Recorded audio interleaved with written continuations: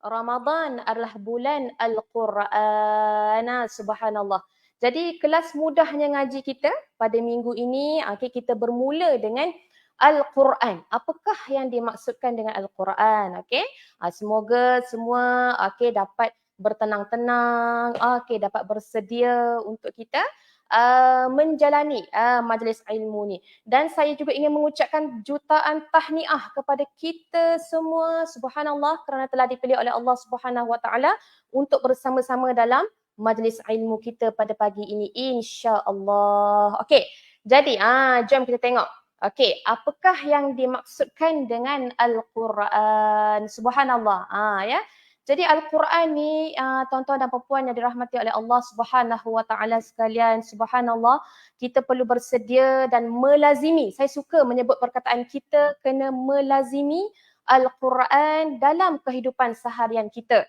Ya, dia ada power, ada wow factor Al-Quran ni dalam kehidupan kita. Jadi kita tengok hari ni, minggu ni, okay, kita akan tengok tentang Al-Quran dahulu. Kemudian insya-Allah pada kelas yang akan datang kita akan belajar mengenai tentang hukum tajwid dalam Al-Quran. Okey. Jadi yang seperti mana tertera, okey, definisi Al-Quran, maksud Al-Quran itu sendiri, ya. Al-Quran dia berasal daripada perkataan bahasa Arab. Subhanallah, bahasa Arab bukan bahasa Korea, bukan bahasa Inggeris, ya, yang berasal daripada perkalimah qara'a. Yang bermaksud apa tu? Baca. Iqra, bacalah. Okey. Al-Quran secara istilah. Istilah maknanya, kalau maknanya kita bagi dua kan, secara bahasa dengan istilah.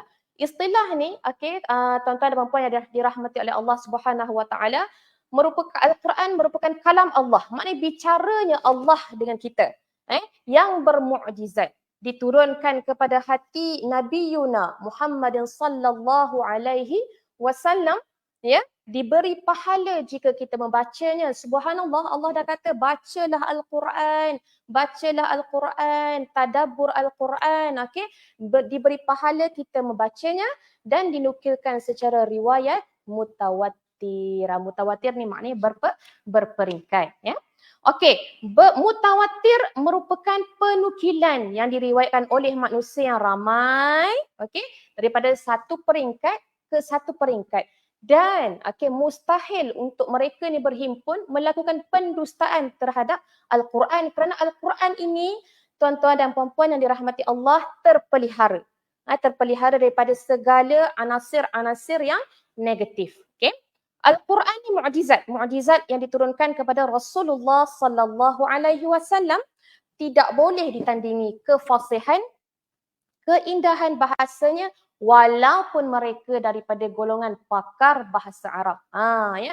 Walaupunlah mereka ni golongan pakar bahasa Arab, guru dan sebagai penyair ke, tetap tak boleh melawan ataupun menandingi keindahan bahasa Arab itu, bahasa Arab di dalam Al-Quran itu sendiri. Subhanallah.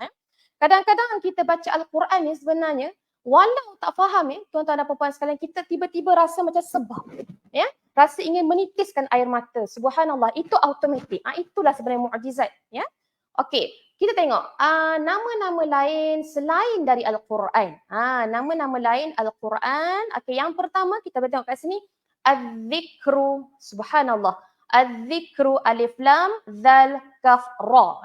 Dinamakan Az-Zikru ni, tuan-tuan dan perempuan sekalian, kerana Al-Quran ni dia mengandungi nasihat-nasihat dan penceritaan tentang kisah umat-umat terdahulu serta iktibar ataupun pengajarannya.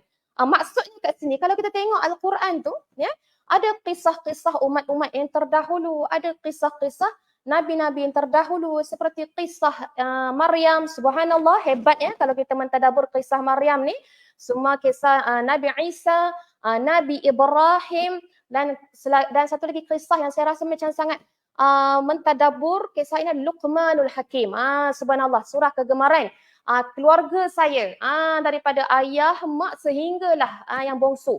Memang surah kegemaran kami, Luqmanul Hakim. Kalau kita mentadabur kisah Luqmanul Hakim, subhanallah, wow faktornya, macam-macam nasihat, macam-macam pengajaran yang kita boleh dapat dari Luqmanul Hakim. Baca.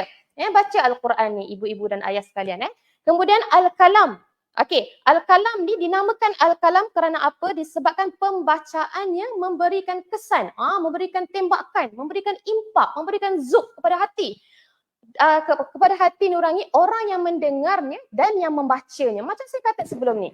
Kita ni tuan-tuan dan puan-puan sekalian, kalau rasa macam ada masalah, ada rasa macam masyaqqah, ada rasa macam gelora di hati ni, bukalah Al-Quran. Bukalah Al-Quran, pandang Al-Quran, bukalah Al-Quran ya. Jadi apabila kita mula saja Bismillahirrahmanirrahim, akan automatik. Tiba-tiba percayalah cakap saya, akan berjujuran air mata itu. Kerana apa? Tuan-tuan dan puan-puan sekalian, kerana Al-Quran ni kalam Allah. Kita cakap tadi, kalam Allah. Allah berbicara dengan kita. Ya. Jadi itulah dia. Az-zikru yang pertama tadi, az-zikru, kemudian al-kalam. Kemudian kita pergi yang ketiga adalah An-Nur. Subhanallah. An-Nur ni seperti mana yang kita tahu, makna cahaya kan? Macam saya, Nurul Khadijah. Lagi apa? Nur Mawaddah, kan? Cahaya. Apa yang dimaksudkan dengan nur ni? Tuan-tuan dan puan yang dirahmati Allah.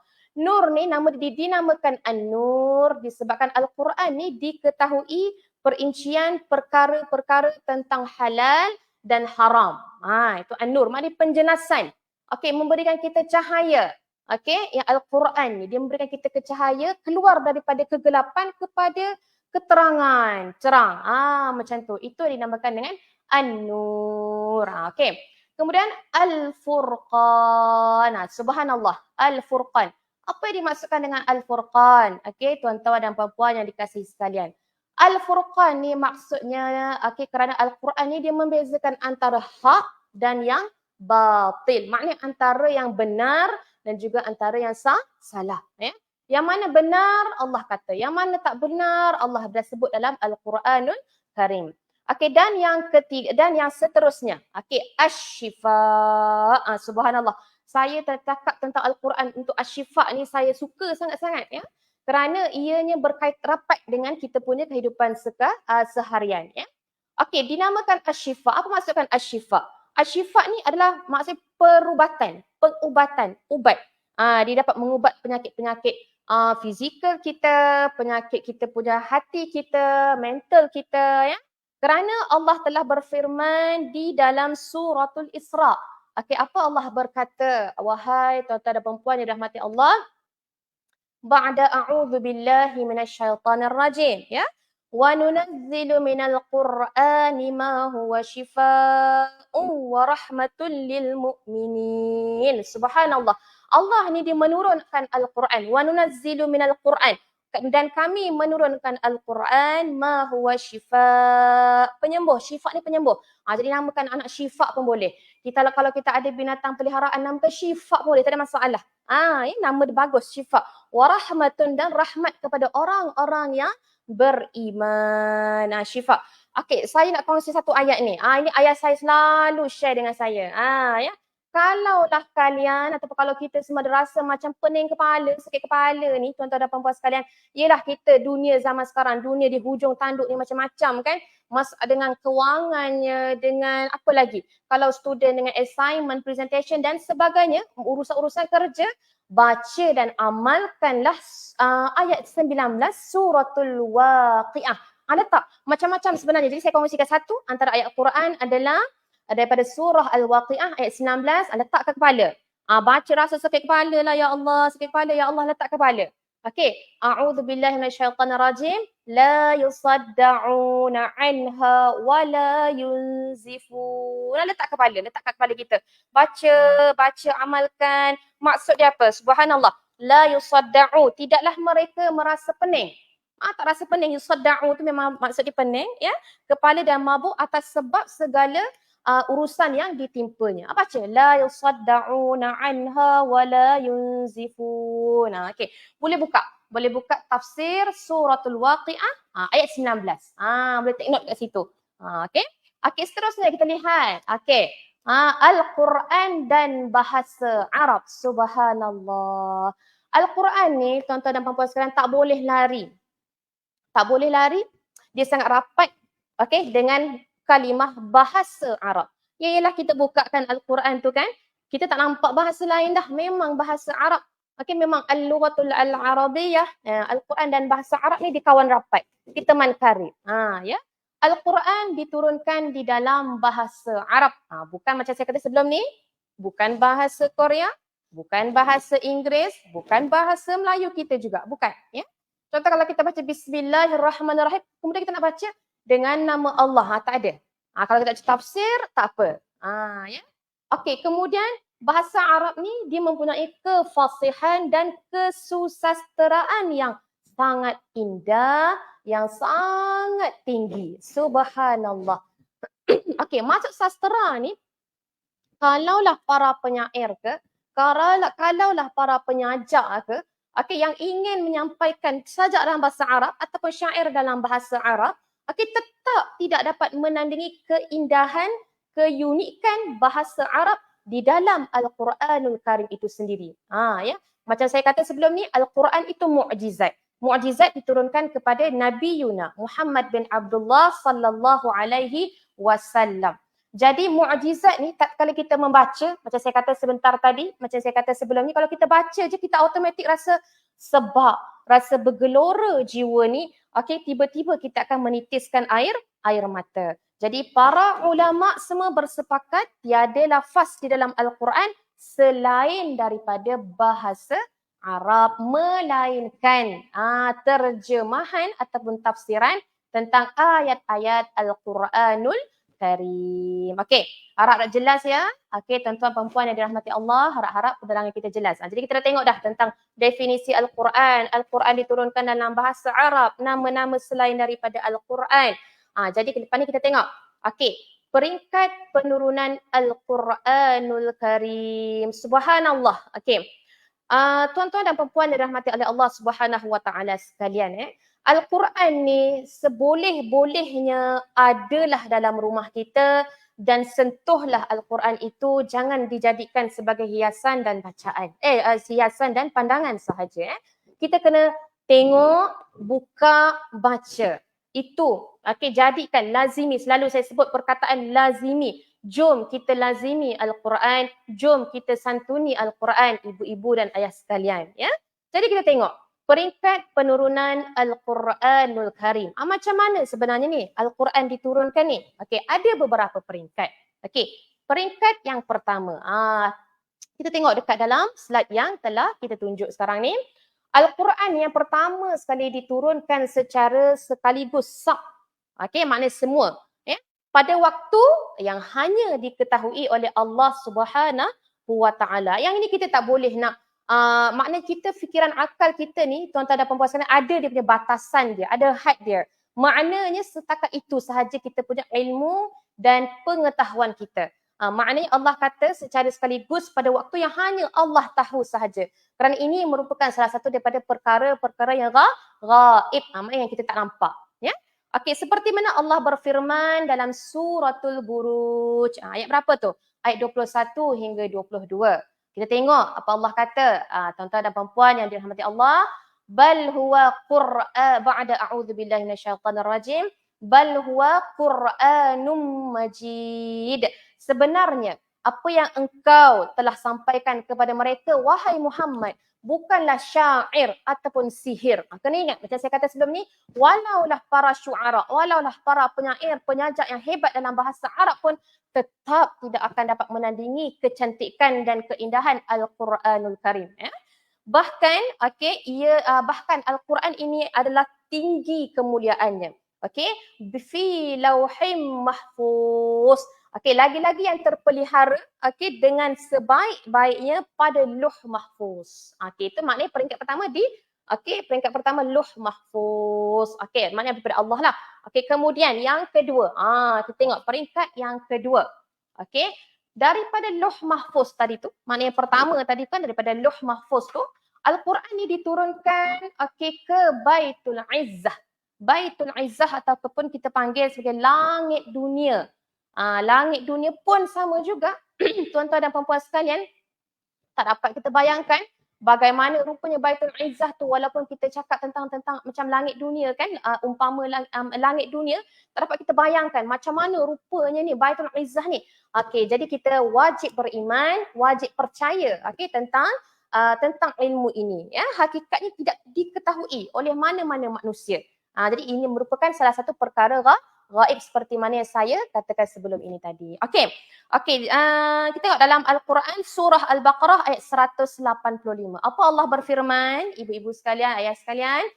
A'udzubillahi minasyaitonirrajim. Syahrul Ramadan alladzi unzila fihi al-Quran. Subhanallah. Macam saya kata sebelum ni nak road to Ramadan ni, subhanallah. Kita dah kena bersiap siaga dengan Al-Quranul Karim. Macam mana yang saya sebut sebelum ni, tuan-tuan dan puan-puan sekalian, kita kena prepare. We are welcoming you Ramadan. Subhanallah. We are greeting you Ramadan. Subhanallah. Macam mana cara dia? Dengan Al-Quranul Karim. Tak kisahlah tuan-tuan dan puan-puan sekalian, kita pergi majlis ilmu ke, mempelajari ilmu tajwid ke. Macam sekarang, subhanallah, kita punya majlis ilmu kita ni, kita tak sangka, kita tak akan nampak sebenarnya berduyun-duyun malaikat turun memberi rahmat kepada kita semua, insya-Allah. Baik yang berada di belakang tabir, baik yang berada di rumah, di mana-mana sahaja. Jadi kita jangan rasa putus asa dengan segala majlis ilmu yang ditawarkan. Lagi-lagi subhanallah, majlis ilmu ini secara percuma sahaja. Jadi kita kena bersedia dengan syahrul Ramadan, welcoming Ramadan dengan mensiap-siagakan diri kita dengan Al-Quran. Okey, Ramadan ni bulan turunnya Al-Quran, ya. Seterusnya peringkat yang ketiga. Al-Quran ni diturunkan secara berperingkat dari langit dunia tadi tu, Baitul Izzah, ya, kepada Nabi Yuna Muhammad sallallahu alaihi wasallam melalui perantaraan malaikat Jibril alaihi salam. Ya. Jadi Al-Quran ni diturunkan Lauh Mahfuz, Baitul Izzah, dari Baitul Izzah ni diturunkan kepada Nabi Yuna Muhammad bin Abdullah sallallahu alaihi wasallam melalui perantaraan. Maknanya malaikat Jibril ni jadi macam mana kita bahasa kita orang tengah lah. Ya, orang tengah turunkan Al-Quran kepada Nabi Muhammad sallallahu alaihi wasallam. Wahyu ni tuan-tuan dan puan-puan sekalian, kadang-kadang bukan kadang-kadang, wahyu diturunkan kepada Nabi Muhammad sallallahu alaihi wasallam kadang-kadang yang hari ni 1 ayat saja. Kemudian esok lusa 3 ayat. Dia berbeza-beza. Dia tak ada turunkan segedebuk, tak ada. Kepada Nabi Muhammad dia berperingkat-peringkat. Ada hikmah dia kenapa? Nanti kita tengok. Okey. Jadi kita tengok dalam surah Asy-Syu'ara ni, ba'da a'udzubillahi minasyaitonir rajim, nazala bihir ruhil amin. Ruh al-amin ni yakni malaikat Jibril. Malaikat Jibril. Ala qalbika litakuna minal munzirin. Dan terakhir sekali, bilisanin arabiyyin mubin. Ni. Jadi dalam surah Asy-Syu'ara ni ayat 193 ni, ruhul al-amin ni yakni adalah malaikat Jibril. Malaikat Jibril alaihi salam. Dibawa turun oleh malaikat Jibril yang amanah ke dalam hatimu, ala qalbika, supaya engkau wahai Muhammad menjadi seorang dari pemberi ajaran dan amaran kepada umat manusia. Dan ia diturunkan dalam bahasa Arab yang jelas. Itu dia. Jadi Al-Quran ni diturunkan secara berperingkat. Lauh Mahfuz, Baitul Izzah, semua kepada Nabi Muhammad sallallahu alaihi wasallam melalui perantaraan malaikat Jibril.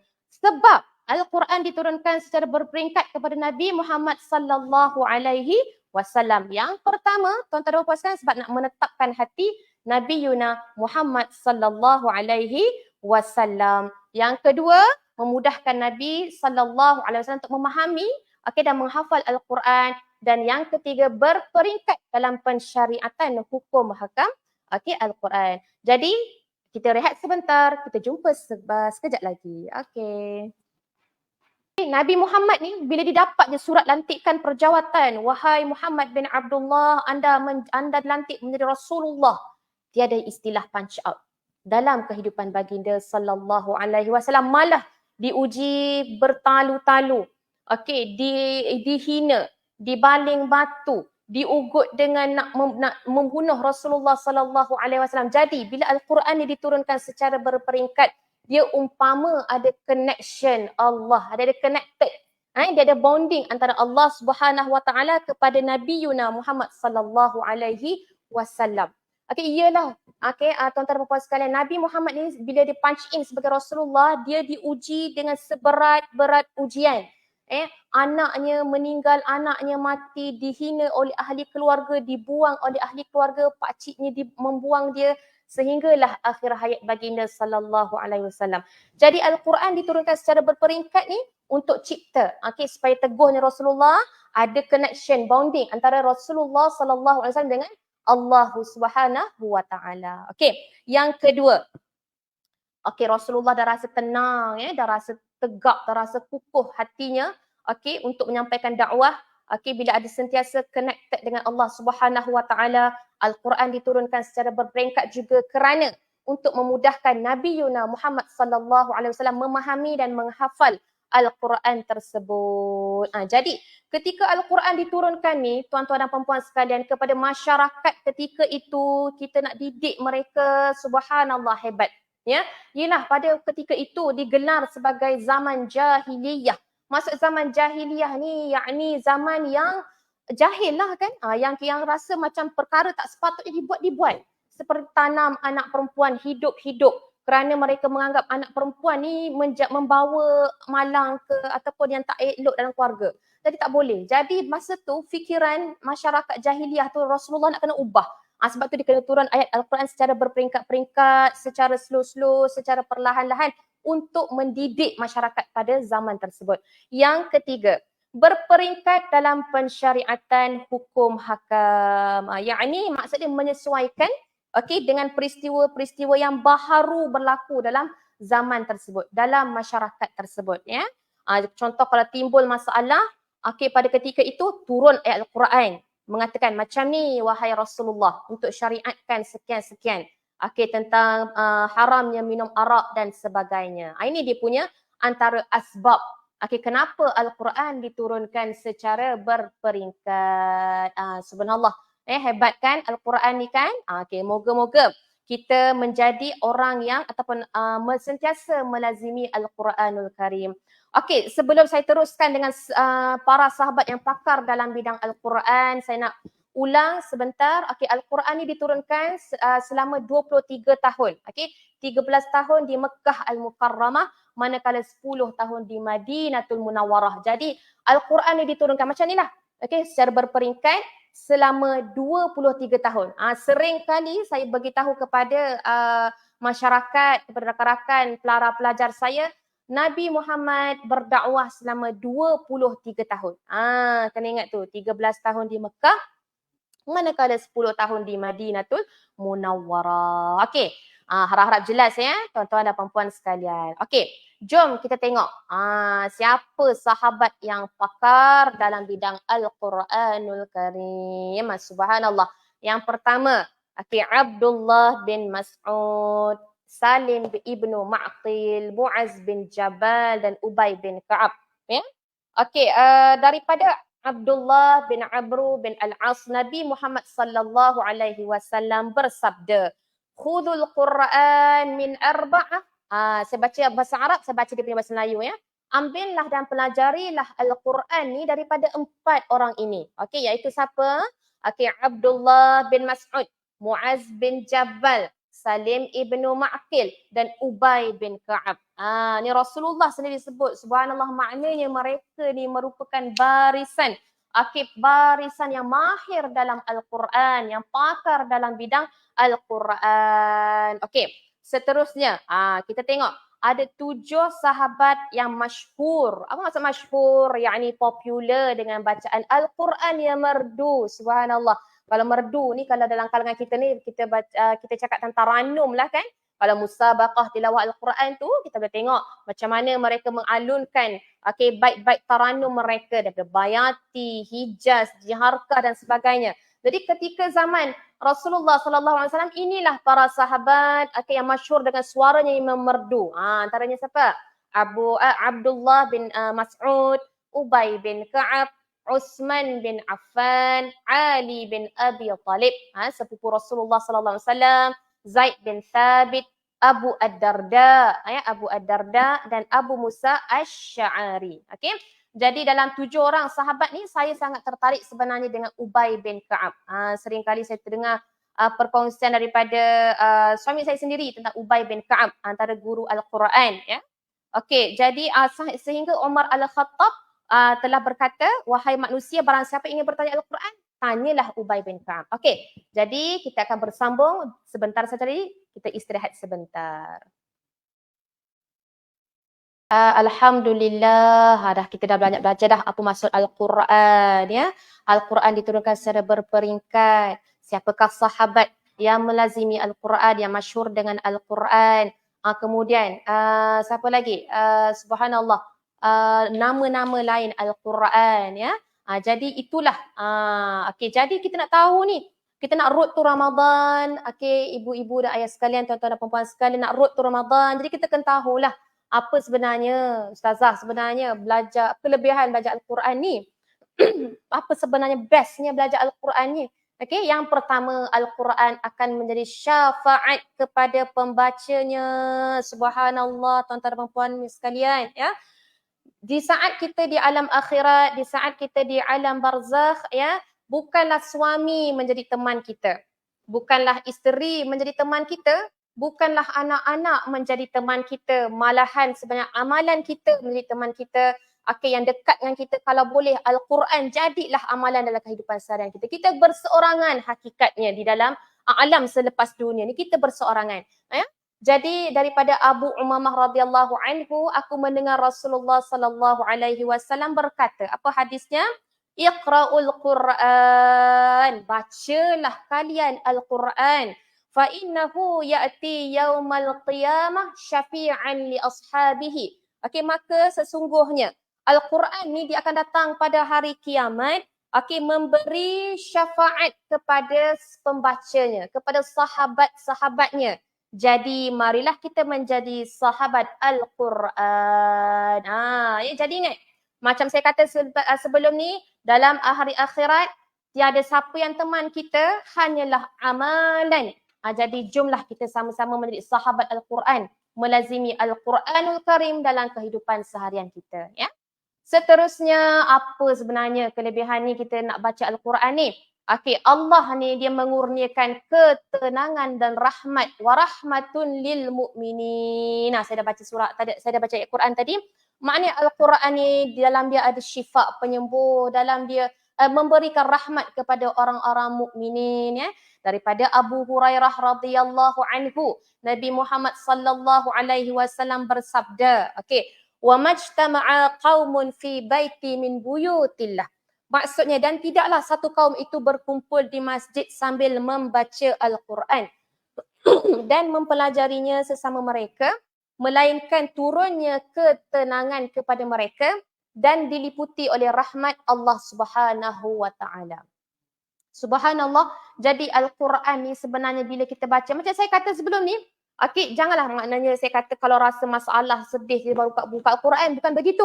Maknanya, percaya dan yakinlah kepada saya, walaupun kalian dihurungi oleh kesedihan, belenggu masalah, cuba buka Al-Quran, ya Allah, rasa menitis air mata tu turun. Rasa masa kita baca Al-Quran dengan tudung ke dengan baju ke basah, boleh jadi basah. Ya, Al-Quran dengan telekung kita, tudung kita, telekung kita, baju kita, kerana Al-Quran ni Allah pujuk kita.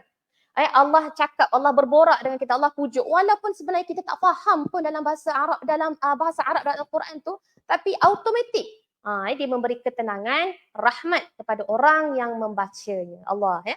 Okey, dan seterusnya ni sebenarnya kita nak road to Ramadan ni. Kita nak berebut-rebut pahala ni. Welcome to Ramadan. Okey, maknanya apabila kita membaca Al-Quran, okey, kita akan diberi pahala. Memang kita diberi pahala ya. Setiap satu huruf diberi pahala oleh Allah Subhanahu wa taala dengan gandaan 10. Bayangkan tu baiknya Allah dengan kita ni. Kita apa-apa yang berlaku, kita kena husnuzan dengan Allah Subhanahu wa taala, bersangka baik. Baiknya Allah dengan kita ni ya. Kita baca satu huruf je dapat 10 markah. Baik kan? Okey, daripada Abdullah bin Mas'ud radhiyallahu anhu, Nabi sallallahu alaihi wasallam bersabda.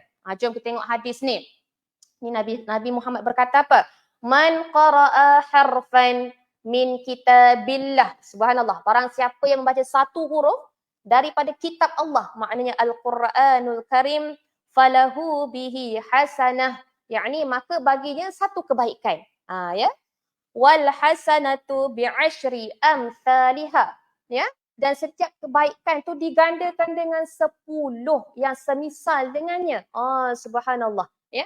La aqulu alif lam mim harfun, tidaklah aku berkata alif lam mim tu satu huruf, akan tetapi walakin alifun harfun, alif ni satu huruf, lamun harfun, lam satu huruf, wa mimun harfun, mim satu huruf. Yakni kita dapat berapa tu tuan-tuan dan puan sekalian? 10 campur 10 campur 10, 30. Allahu akbar, baru alif lam mim. Jadi kita nak tunggu apa? Kita kena rebut-rebut. Sentiasa melazimi Al-Quran, sentiasa menjadi sahabat kepada Al-Quranul Karim. Subhanallah.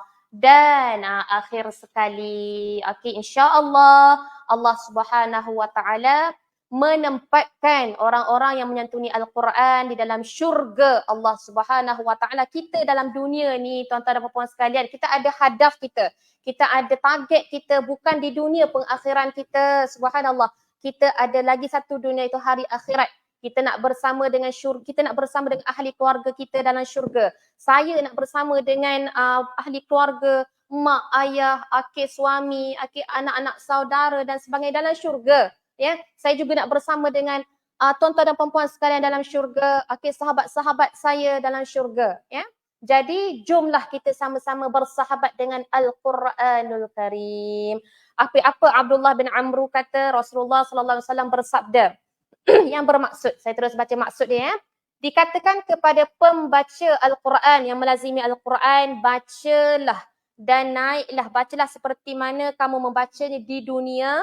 Sesungguhnya tempat kamu di syurga adalah pada ayat terakhir yang kamu bacakannya, insya-Allah, ya.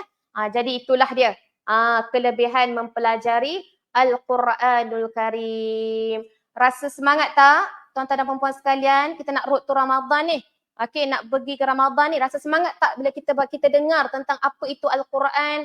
Apa kelebihan Al-Quran? Kenapa Al-Quran diturunkan secara berperingkat? Rasa semangat tak semua? Moga-moga hari ni kita dapat vibe positif, kita dapat aura semangat dia tu untuk terus melazimi Al-Quranul Karim dalam kehidupan seharian kita. Lebih-lebih lagi, kita nak buka pintu gerbang Ramadan ni dengan melazimi dan menyantuni Al-Quranul Karim. Moga-moga kita sentiasa bersemangat. Saya selalu pesan dekat para pelajar saya, awak buat apa ni untuk Al-Quran? Awak buat apa ni nak buka pintu Ramadan ni? Awak buat apa nanti nak buka pintu gerbang Ramadan ni? Tak lama lagi je ni. Tuan-tuan dan puan, saya selalu pesan kepada student-student saya, kepada para pelajar saya, kalau kamu sebagai seorang pelajar, ya, jadi balik ni dalam 2 hari, 1 hari ataupun 3 hari sebelum Ramadan ni, basuh, buat persiapan untuk Ramadan. Basuhlah kamu cadar, basuhlah sarung bantal, selimut, sejadah, kain telekung, kain pelekat, baju Melayu untuk kita sambut Ramadan, ya. Jadi sekarang ni subhanallah. Jadi sekarang ni boleh semua semangat ya untuk kita terus masuk Ramadan dengan Al-Quranul Karim. Jadi kita ada 2 soalan. Kita ada 2 soalan ni. Soalan yang pertama, sekejap kita tengok. Saya dapat baca kat sini soalan dia, adakah wajib? Orang yang tanya, adakah wajib kita baca Al-Quran walaupun dalam keadaan merangkak-rangkak? Allahu Akbar. Yang pertama, saya nak ucapkan tahniah kepada usaha kalian yang bersungguh-sungguh dalam membaca Al-Quran, yang bersungguh-sungguh dalam menyantuni dan melazimi Al-Quran dalam kehidupan seharian. Saya nak ucapkan tahniah yang pertama. Kalau saya ucapkan tahniah, kalian semua rasa bangga, apatah lagi apabila Allah Subhanahu wa taala ucapkan tahniah kepada kalian, kan? Oh, subhanallah, pencipta kita cakap tahniah wahai Khadijah, awak berusaha bersungguh-sungguh dalam mempelajari Al-Quran. Itu pertama, usaha yang sangat baik, ya. Yang kedua, saya nak kongsikan satu hadis daripada Aisyah radhiyallahu anha. Apa katanya? Rasulullah sallallahu alaihi wasallam bersabda, seseorang yang membaca Al-Quran dalam keadaan yang tergagap, yang merangkak-rangkak, maka dia akan memperolehi 2 ganjaran. Hebat kan? Dia memperolehi 2 ganjaran. Yang pertama, ganjaran dia membaca Al-Quran. Saya kata tadi kan, baca Al-Quran 1 huruf 10 pahala. Yang kedua, mujahadah kerana terus untuk membaca Al-Quran. Hebatnya, subhanallah. Jangan risau. Jangan takut untuk baca Al-Quran. Rasa tak yakin, rasa kurang yakin, belajar, cari guru. Sebab tu alhamdulillah kita sekarang ada kelas mudahnya ngaji ni, kita nak belajar mengaji. Jadi tuan-tuan dan puan-puan sekalian, jangan berputus asa. La tayasu min rahmatillah. Janganlah kamu berputus asa dengan rahmat Allah.